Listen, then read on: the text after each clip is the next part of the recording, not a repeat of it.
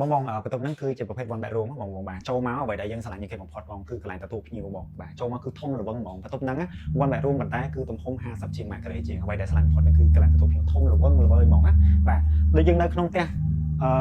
ផ្ទះល្វែងបាទអញ្ចឹងបាទចូលមកគឺស្រឡះហ្មងអ្វីដែលកាន់ពិសេសហ្នឹងគឺវេរ៉ង់ដា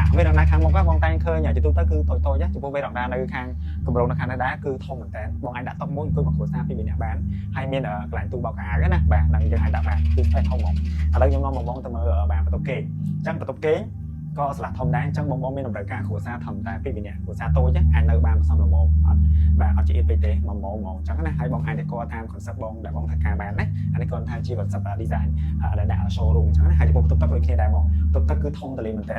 ងូតទឹកបានអត់ជាអៀតអត់ទៅដៃពេកទេ labo បាទលាងដៃទលាកន្លែងអង្គុយក៏ទលាដែរអញ្ចឹងណាហើយក៏ចូលមកអត់ចំជាមួយនឹងកន្លែងអង្គុយបាត់ជើងទេអញ្ចឹងគឺល្អខ្លាំងហ្មងហើយចំពោះច្រានបាយមកល្មមសម្រាប់តូចសម្រាប់ one bedroom នឹងផងដែរអញ្ចឹងណាអញ្ចឹងចំពោះតម្លៃនៅក្នុងបាទប្រភេទបន្ទប់ one bedroom នឹងដែរគឺត្រឹមតែ70000ស្ដើងទេតម្លៃហ្នឹងបងអាចចរចាបានទៀតហើយបើសិនជាបងមានតម្រូវការចង់ស្នាក់នៅបាទសុំតោះបើសិនជាបងមានតម្រូវការចង់ចូលនៅបានលឿនណាក៏ត្រឹមតែ15%មុនទេបងអាចចូលនៅបានហើយ